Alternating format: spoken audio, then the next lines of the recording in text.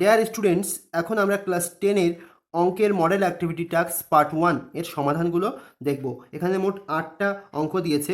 এর সমাধানগুলো খুব সহজে বলার চেষ্টা করব। দেখো তাহলে যে এক দাগে কী বলছে যে a x square plus b x plus c equal to 0, a b c বাস্তব, এ নট ইকুয়াল টু 0, সমীকরণের বীজদ্বয় সমান হওয়ার শর্ত। সেই শর্তটা কি? এই তোমরা দেখতে পাচ্ছ তোমাদের বইয়ের 24 পৃষ্ঠায় আছে এটা, যে a x square plus b x plus c equal to 0, a not equal to 0 দ্বিঘাত সমীকরণের বীজ দুটি কী হবে? বাস্তব ও সমান হবে যখন বি স্কোয়ার মাইনাস 4ac অর্থাৎ নিরূপকটা যখন কী হবে? 0 হবে। তাহলে B square minus 4ac equal to 0। তাহলে এক দাগটা কমপ্লিট। এবার দেখো দুই দাগটা পড়ি। বলছে একটি বৃত্তের ব্যাসার্ধের দৈর্ঘ্য 10 সেমি এবং ওই বৃত্তের একটি জ্যায়ের দৈর্ঘ্য 12 সেমি হলে বৃত্তের কেন্দ্র থেকে জ্যায়ের দূরত্ব কত? বৃত্তের কেন্দ্র থেকে জ্যায়ের দূরত্ব কত? এর জন্য তোমাকে কি করতে হবে? একটা বৃত্ত এঁকে নেবে, বৃত্তের কেন্দ্রের নামটা দিয়ে দাও ও। এখানে তোমরা পাচ্ছ বৃত্তের ব্যাসার্ধ কত দেওয়া আছে? 10, অর্থাৎ এখান থেকে এইটুকু 10, আর বৃত্তের জ্যাটা দেওয়া আছে মোট 12। এবার তোমরা জানো যে বৃত্তের কেন্দ্র থেকে, এই কেন্দ্র থেকে যদি এই জ্যায়ের ওপর লম্ব টানা হয় তাহলে সেই লম্বটা এই জ্যাকে সমান 2 ভাগে ভাগ করে।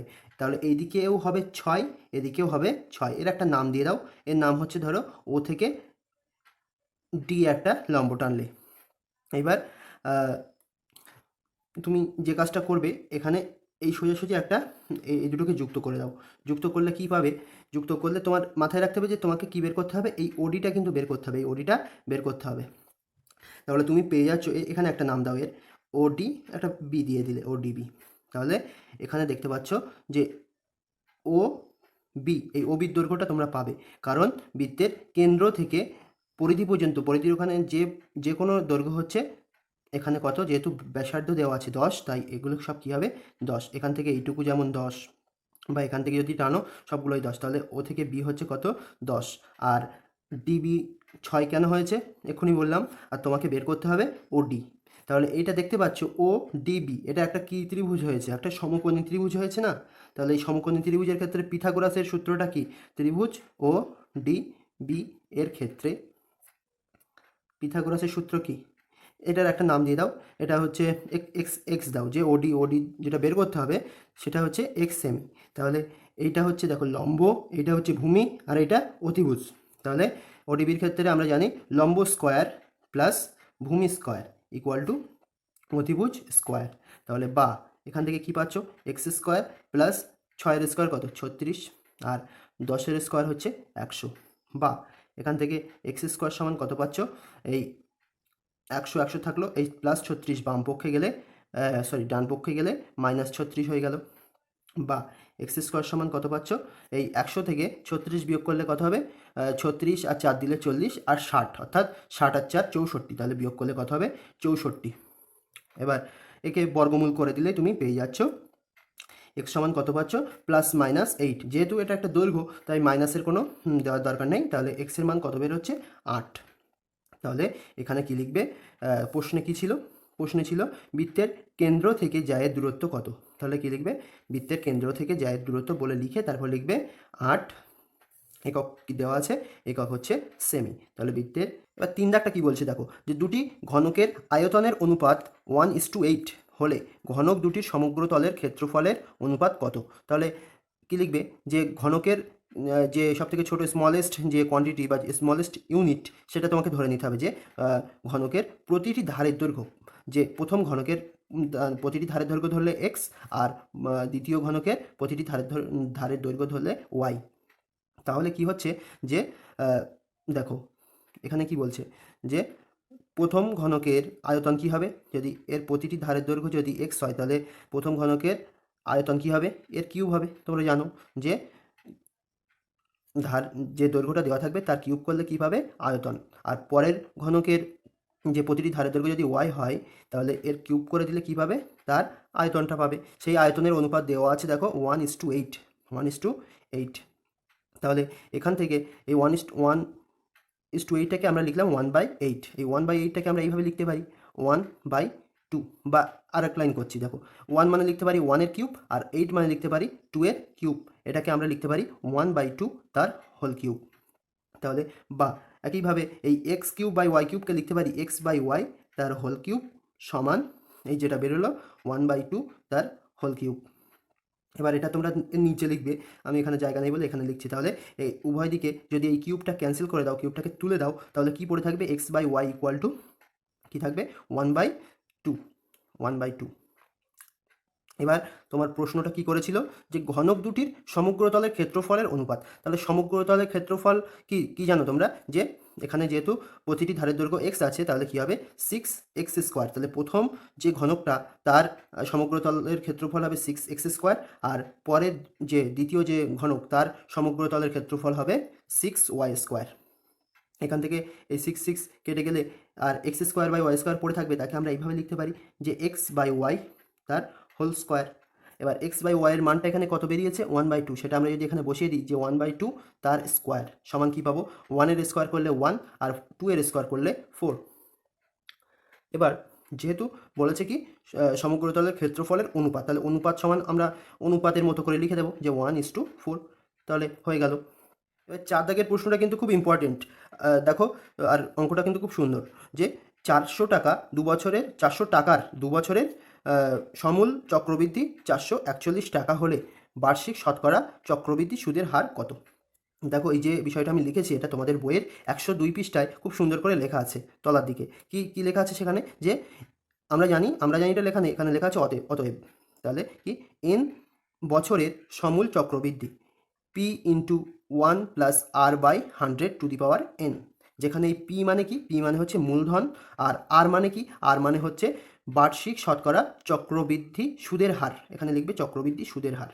আর n এই যে এনটা দেখতে পাচ্ছ, এনটা হচ্ছে কি সময়। তাহলে এখানে দেখো সেই অনুযায়ী যদি আমি লিখি তাহলে এই অতএব বলে কি লিখবে p এর জায়গায় কত লিখে দেবে, এখানে মূলধন কত 400 টাকা, এই 400 টাকা লিখলাম, ব্র্যাকেট দিলাম 1 প্লাস এই আরটা তোমাকে বের করতে হবে, এই সুদের হার, এই চক্রবৃদ্ধি সুদের হারটা তোমাকে বের করতে হবে, r/100 দিলাম টু দি পাওয়ার এই n মানে হচ্ছে এখানে সময় কত বলে দেওয়া আছে 2 বছর। তাহলে এখানে n এর জায়গায় কত বসিয়ে দিলাম 2, এইটাই সমান তোমার বলে দিয়েছে যে 441, এটাই মানে বলে দিয়েছে 441 টাকা।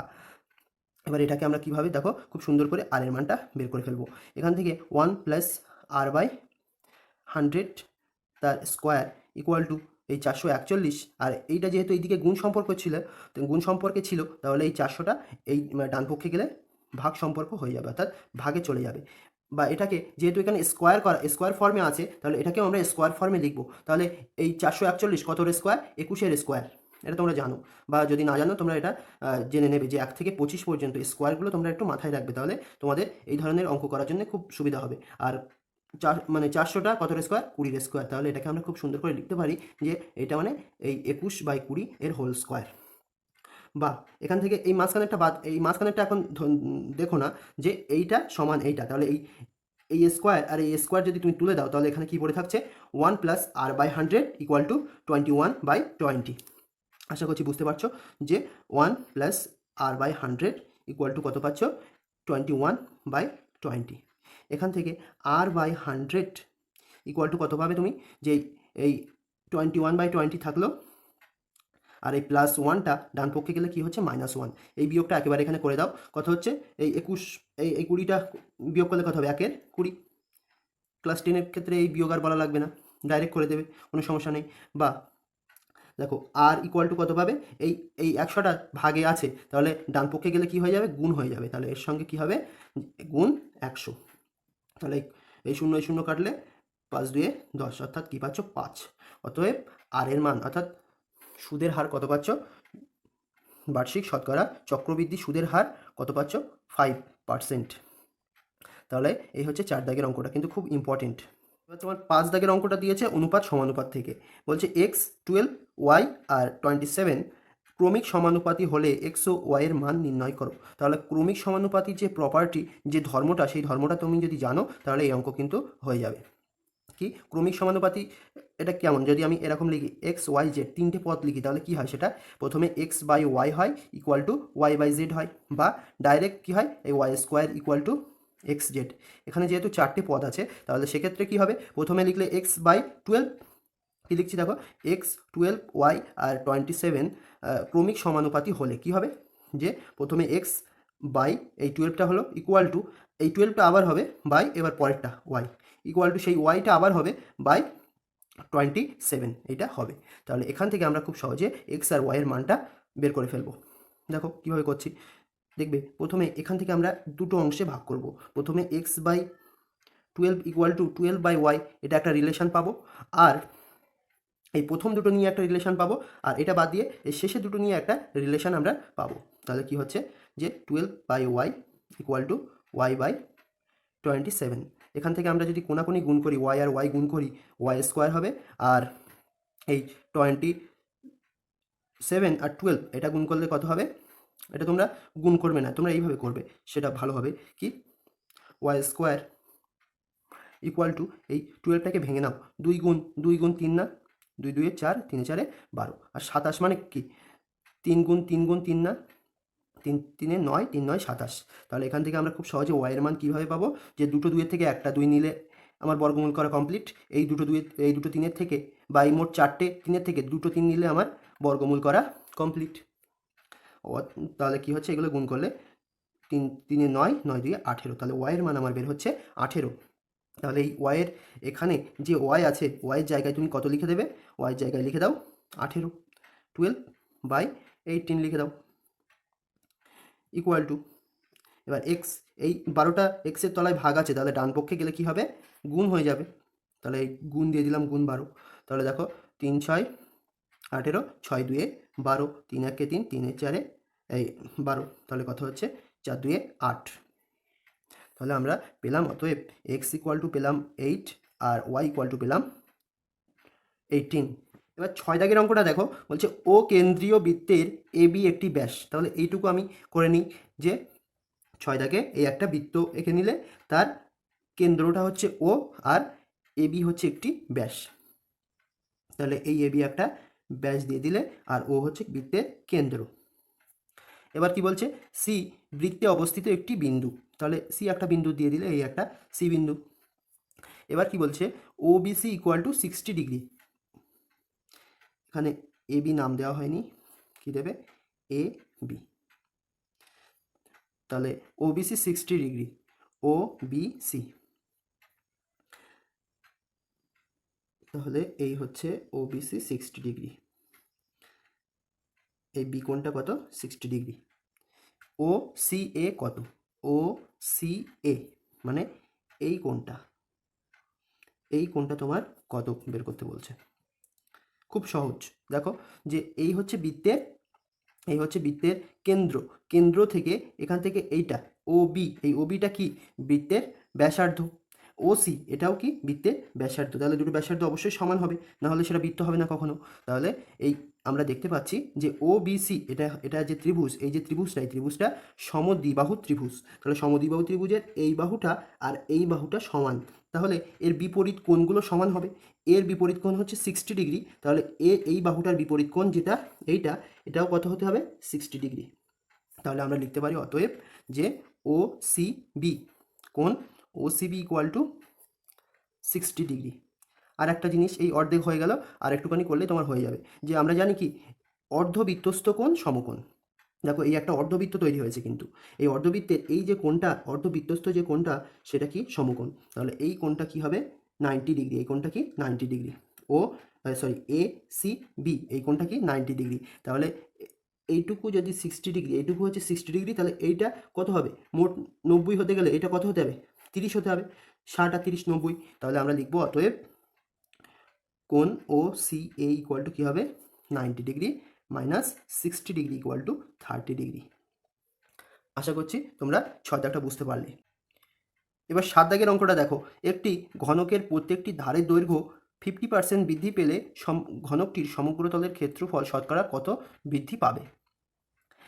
তাহলে ঘনকের কি করছে, ধারের দৈর্ঘ্য বাড়াচ্ছে 50%, তাহলে সমগ্র তলের ক্ষেত্রফল কতটা বাড়বে সেটা তোমাকে বের করতে হবে। তাহলে আমরা ধরে নেব যে, ধরি ঘনকের প্রত্যেকটি ধারের দৈর্ঘ্য 100 একক। আমরা এটা 100 ধরছি কেন, এক্ষুনি বুঝতে পারবে, একটু বড় হলেও এটা কিন্তু খুব সহজ হবে।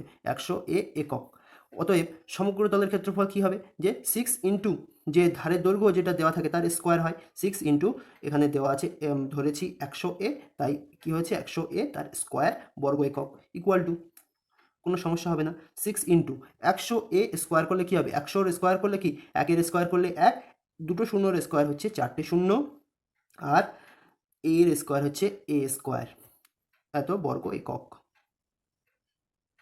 ইকুয়াল টু, এটা গুণ করে দাও, 6-1-কে 6 আর শূন্য কটা আছে 4টে, এত বর্গ একক।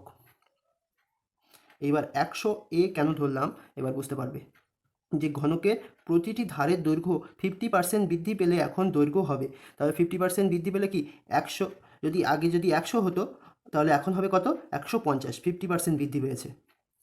হ্যাঁ, তাহলে কি লিখবে এখন, যে আগে যেহেতু 100A একক ছিল এখন হবে কত 150A একক, খুব সহজে এটা পেয়ে গেলে, তাই আমরা 100A ধরেছিলাম। এবার কি লিখবে, এখন সমগ্র তলের ক্ষেত্রফল হবে, তাহলে সেমভাবে কি, যে 6 গুণ যে দৈর্ঘ্যটা থাকবে তার স্কোয়ার, এখানে দৈর্ঘ্য কত হয়েছে 150, তাহলে লিখলাম 150A তার স্কোয়ার বর্গ একক, এটাও গুণ করা খুব সহজ। দেখো এই 15-এর স্কোয়ার কত 225, 15-এর স্কোয়ার 225, আর এই শূন্য স্কোয়ার করলে বা শূন্যর স্কোয়ার দুটো শূন্য, আর এর স্কোয়ার করলে A স্কোয়ার বর্গ একক ইকুয়াল টু, এটা গুণ করে দাও, এই 6-এর সঙ্গে 225 গুণ করো, আর এই পাশে দুটো শূন্য আর A স্কোয়ার লিখে দেবে, এই 6-এর সঙ্গে 5 গুণ করলে 5-6 30, হাতে 5-6 30, হাতে 3, আর 6-2 12, 12 আর 3 15, 15-র 5, হাতে 1, 6-2 12 আর 1 13, তাহলে আমরা পেলাম 1350, আর এই দুটো শূন্য A স্কোয়ার পাশে লিখে দিলাম, এত বর্গ একক।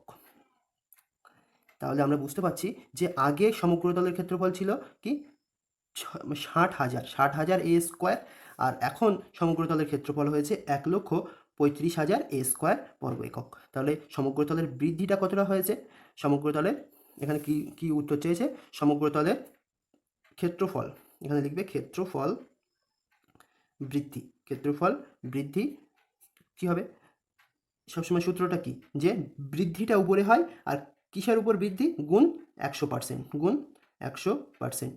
তাহলে তোমরা মনে মনে এটা বিয়োগ করে দাও, এই 1,35,000 থেকে 60,000 বিয়োগ করে দাও, তাহলে 60,000 আর 40,000 দিলে 1 লক্ষ, আর এই 35,000 অর্থাৎ 40,000 আর 35,000 75,000, কি 75,000 A স্কোয়ার, অর্থাৎ এইটার থেকে এটা বিয়োগ করবে কত হবে 75,000 A স্কোয়ার, এটাই হচ্ছে বৃদ্ধি, কিসের উপর বৃদ্ধি, এই 60,000 A স্কোয়ারের উপর বৃদ্ধি, এই 60,000 A স্কোয়ারের উপর বৃদ্ধি।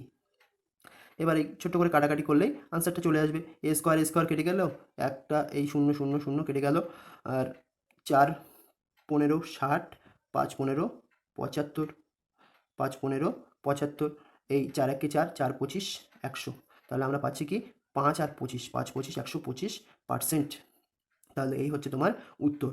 এবার আসছে 8 দাগ, এই 8 দাগের এই সমাধানটা আমার চ্যানেলে আগেই করা আছে, সেটার লিঙ্ক আমি ডিসক্রিপশানে বা কমেন্ট সেকশানে দুই জায়গায় দিয়ে দেবো, তোমরা সেখান থেকে খুব সহজে দেখে নিতে পারবে। আর আরেকটা যে কথা বলার সেটা হচ্ছে, আমি নিয়মিত তোমাদের এই ক্লাস 10-এর অঙ্কের ভিডিও দিয়ে থাকি, অঙ্কের ক্লাস করাই, তোমরা যারা আমার এই ক্লাসগুলো করতে চাও বা আমি ক্লাসগুলো কেমন করাই সেটা এই ভিডিও দেখলে বুঝতে পারবে। যদি তোমাদের ভালো লাগে অবশ্যই ক্লাসগুলো অ্যাটেন্ড করার জন্য তোমরা এই চ্যানেলটাকে সাবস্ক্রাইব করে রাখতে পারো, আর এই ভিডিওটা ভালো লাগলে অবশ্যই লাইক করে দিও বা কমেন্ট করে জানিও কেমন হয়েছে। ওকে।